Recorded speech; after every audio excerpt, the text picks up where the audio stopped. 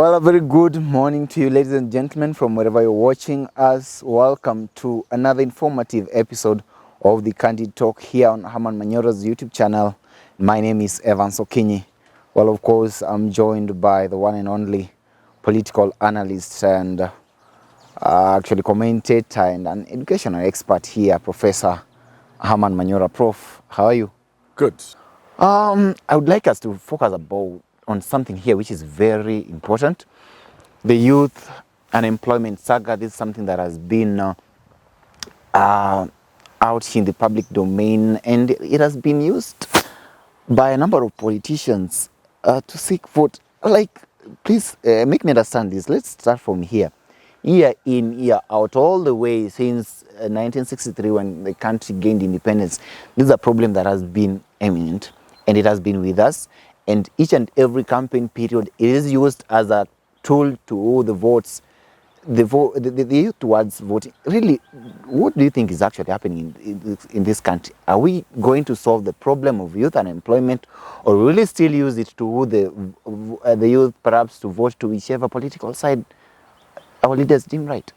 If you should ask me whether I'm seeing anything on the table to suggest that we are doing something about unemployment, and my straight, honest answer will be no. I'm not seeing anything being done by the country to solve the problem of unemployment or to create jobs. I'm not seeing anything. Yeah. So that means, therefore, this problem will be with us. As to whether politicians will exploit it or not is your guess, which is as good as mine. But if you again ask me in a very simple, straightforward manner, what do I see us getting into as a country because of this? Because people have called it a time bomb, and to them that's just a catchphrase. Time bomb, ba ba ba. No, I want to tell you this is serious. It is serious because today the state of insecurity in this country is at dangerous levels. And because the middle class is closed in, they don't see the way this thing is developing. They don't understand. Today, even sleeping in your house in the countryside, almost anywhere in this country, is not easy. That's just how bad it is. And these educated people roaming the streets without jobs, with all the IT, they have the information technology, they are cyber savvy and IT savvy, and they understand how these things are. If you ask banks today, if they were to be honest with you, they are losing a lot of money to fraud, cyber crime. And one of the reasons is even the jobs that are available in this country, because we know the unemployment is so high, we know anything you give somebody, they will take. You get the point? You see now how dangerous this is. You open a school, you know there are so many graduates who are not employed, you give them 4,000, 7,000, and they take. You've seen that girl who comes here at my place, to our office here. Yes. Yeah. She's paid 7,000. She's a university graduate, science graduate, Bachelor of Education. 7,000. And there are many in this country. So banks are also exploiting these young people because they know there's no job. What happens? Because the banks also are just useless, stupid people. What happens when you pay a graduate 30,000? The turnover in the banks is so high. Kijana anakaa miezi sita, 1 year, this is useless. 40,000, 35, they can't. It's like not being employed. So the turnover is so high. And you are releasing people who know so much about the workings of the bank and are educated outside the market. So that's why the instances of fraud in the bank is on the rise. The banks don't know they are contributing to that. So when you look at unemployment critically, you can see it is something dangerous. And it is what will cause a revolution in this country. Yes, because we are saying the revolution will come because of the cost of living, when it's no longer bearable. When maize flour is 400 shillings, unga, mafuta is 350 shillings per liter. But we are not just talking about, it is expensive to somebody who's working kidogo with these slave wages. How is it to a person who doesn't have a job? So it's dangerous to the country. Okay. That's why countries always try to do two things. One is to have a program of taking care of those who are not working. Some welfare kind of arrangement. What Raila had in mind with 6,000. That's the first thing. So when people are ravishing what Raila was saying, I just say these people are stupid. The social kind Because of you can't have protection. millions of people with no source of income, with no food, and you think you utakuwa kwako ukule, surrounded by 100 people who have not eaten anything for 3 days. So they do like what Raila was saying. The second thing they do is to ensure they minimize the rate of unemployment in their countries, to keep it within certain brackets, not where we are, of course. No, Prof, I would like us to focus on a number of actually attempts by the government to solve this issue of unemployment among the youth, and perhaps finding ways of keeping the youth busy and equipped with the necessary skills that are needed for them to survive in this country. Let's begin with with the NYS. One, do you believe in the NYS scheme, and do you think that it has actually served the purpose for which it was formed, or it was just some sort of a looting spree kind of basket? I've told you when you ask me, I have not seen any attempt by the government to solve unemployment, to create jobs. NYS was just a fraud, and you saw it. You saw people getting hundreds of millions of shillings for advising government. Give the boys 500 and keep pay them 500, but give them 3 and keep 200 for them. Then someone is given like 400 million for saying such a stupid thing. You know, it is. We are a country that is made up of idiots. I'm telling you. Yeah, so it was just a fraud, a scheme for people to eat. At wanafungua miferegi hapa Kibra. First of all, you don't need Kibra. You must demolish Kibra. So to tell me you are taking people to clean Kibra when it should be raised down. That aside, how many people are employed under that scheme? And yet, the National Youth Service, if I was told Manyora, Shikai program, 30 days, tell us how the National Youth Service can keep millions of Kenyans gainfully busy, gaining skills, gaining experiences, earning some little money, and contributing to the economy and building this country, engaging in building works, engaging in farming. I can draw a program in 30 days, and I will not ask for the millions people were asking to, and they were given for saying, akipewa 500, 200 awekewe. I can draw a program that can put on board like 3 million young people, that can have volunteer university students, volunteering. You know, in other countries it's compulsory. Here we can make it voluntary. And they will be there in their thousands, plus other Kenyans. And they will be gainfully employed. They will be proud in their uniform. For self and for country. They have a very good slogan. But of course, we saw actually what took place with the National Youth Service and the kind of scandals there. You see the scandals? It's not more for scandals. We actually saw what happened with of course, the current governor of Kirinyaga County. But yes, she's there. She's well off. Everything is okay. She's the governor right now. And I think those cases that were against her at that particular time never saw the light of the day. But youth unemployment is still here with us, and the young people are still suffering. Let's change the tune a bit and talk about Kazi Mtaani.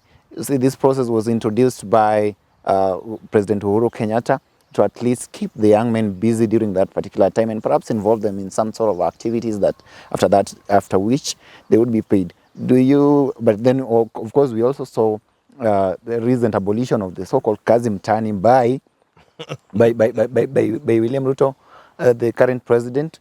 One, do you think that perhaps during the time at which Kazi Mtaani program was introduced by the former president, was it necessary, and did it actually help the young people at that particular moment? No.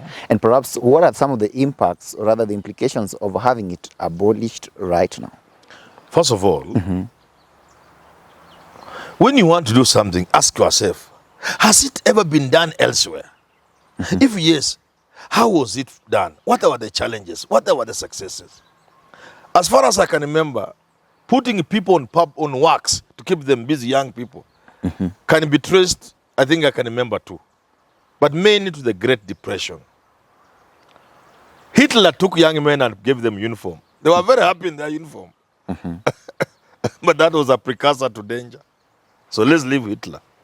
Roosevelt, is it Roosevelt? Yeah, I think it was Roosevelt. Yeah, it's Roosevelt. He engaged, he started at many public works. Kujenga barabara, nini, a lot of buildings and constructions. Public works, and engaged American young people as a way of dealing with the Great Depression. So the question is, on the one hand, you are young people, you want them to put some shilling in the pocket. So you recruit Bush and say he'll be paid 500 shillings per day. That is good.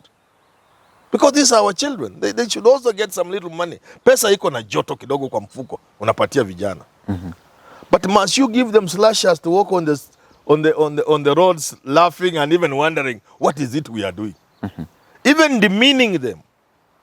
Because there is value, there is dignity in labor. But only if your labor is productive, you are contributing towards something. Lakini kutembea kwa barabara tu na kuwhistle na kupiga story, alafu mnaenda mnalipo. Even the boys are not happy. Is it not possible we can get something these people can do? So that 50 years later, Bush kakikuwa kazee kanapita mahali kanasema si ndio tulijenga hii soko. You know that kind of thing? How? Yeah, we were recruited on kazi mtaani. And we started this market from scratch. Sisi. Young people below 20 years, somewhere in university, somewhere in... he's proud to point at what he did. That way, somebody can see you are serious. But to recruit young men and women and just let them loiter on the streets, kazi mtaani, that is... So I support Ruto. Stop that nonsense. Until you find something constructive, you can give young people, they are proud of what they are doing. Because there's dignity of labor. Not just loitering kuregarega kwa barabara alafu unalipwa ati kazi mtaani. Even the young people don't like it. And of course there is a lot of money that was allocated towards that kind of project. Yes. And don't mention that because you're actually saying it is money for people to eat. I didn't want to go there. Because hii ni pesa ya watu kukula. Vijana unatupiwa kidogo kidogo. Wanasema kazi kwa vijana, pesa kwa wazee. This country. Some people do this always, country, we are doomed. Some people always do believe that there is some truth in some of your passions when it comes to some of these things. No, some of truth. I say nothing but the truth. I may be too harsh and be more liberal with the use of the word stupid and idiot. But it is the anger in me. Even there's a small book I wrote saying titled Why Things Won't Work in Kenya. And in that book, in the introduction, I'm saying, things in this country will never work until Kenyans are mad enough to feel like they want to eat people. Until you feel you just want to get that man ambaye amemess pesa ya KEMSA. Until you feel unataka kumkula. Until Kenyans get there, nothing will ever work in this country. Yeah. And I say in that book, if you think I am angry, this is not even 1/100th, 1 over 100 of the anger Kenyans need to have to change this country.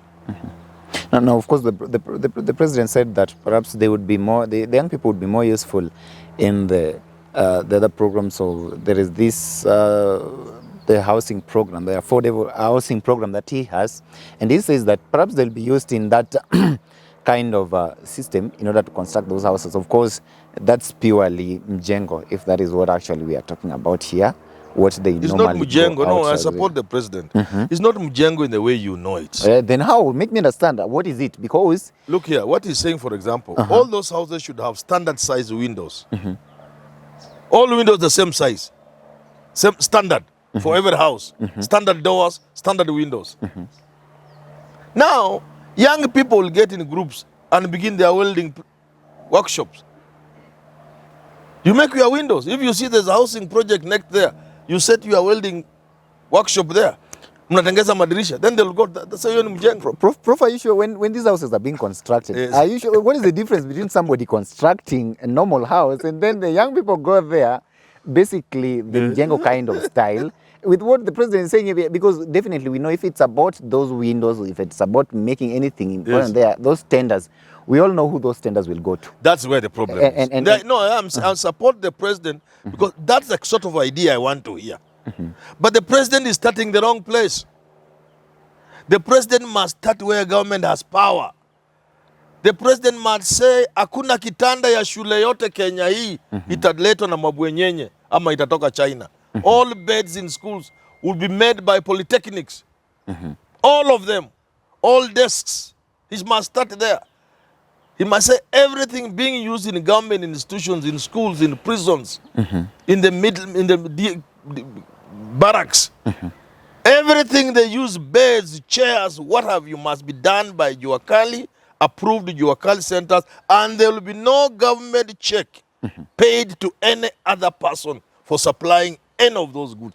That's where the president must start. Okay. Once he starts there, then I can listen to this one of houses. The one for houses. Now, finally, as we wind up this show, there is that engagement that was there between the government and the private sector, of course, coming up with what we call Kenya Youth Employment and Entrepreneurship Accelerator Program. That was that kind of arrangement between the private sector and the government. Do you think that some of this public-private sector kind of arrangement would perhaps come in handy to help us solve this crisis of youth unemployment at the end of the day? You see, there are two ways of doing these things. One, the one I've suggested, where government can deliberately give business directly by law to certain categories of people, especially polytechnics, these technical training things, vocational. They are dying because they have no market. They can make shoes, but we buy shoes from China. So government must begin by banning shoes from China, import. Then those people making shoes here will get market. Give the polytechnic students market in the government schools. There is another way of government facilitating the environment for business so that the private sector does its thing without government. Government just to make it easy for them. Serious policies on taxation, you don't overtax them. Cost of electricity and the general infrastructure. And let private sector do its business. The private sector cannot work without employing the young people. It will employ them. So it depends on what approach government uses. Yeah, end of those. And I was hoping at this level, because of the state of the economy, government, the president would have been very careful in selecting his cabinet. So that the guy in charge of labor will be thinking the way I'm thinking now and more than me. I was thinking this cabinet of Ruto would be the sort of cabinet when you go there at 9, by 10 watu kichwa na wauma. There's headache because of the level of thinking required to turn around this economy. But now I saw the people he appointed and said, now these ones forget about it. These ones cannot think. And of course, our young people are not capable of thinking. Our young people which is good, actually. It's good to give friends jobs. I don't blame the president. Maybe I will do the same. I will give you a job, give Jad a job. But I will do that if the country was not where it is. This country is in ICU. A patient to live ICU life is not a laughing matter. Yes. And of course, our young people are lamenting left, right, and center, saying that in that kind of cabinet arrangement, of course, they've not seen anybody within their age bracket in there. But no, again, that's another useless way of. You don't need to be young to talk for the young. You don't need to be old to talk for the old. You just need to have the capacity. Nataka mtu akitable cabinet paper kwa cabinet. Watu kichwa inawauma. When he's taking them through that paper in the sector. This is how we want to turn around tourism. We want to rival Morocco. We want to rival South Africa. We want to be better. Egypt, 20 million or something like that. We want to rival them in tourism. Nyi mnajivunia sijui hundreds of sijui ngapi hawa. these sex tourists. We want serious tourists. Ana present paper kwa cabinet mpaka kwa watu kichwa na uma. Unaambia your excellency, can we take a break? Can you resume after an hour? Until we have this conversation again, have yourself a very lovely day.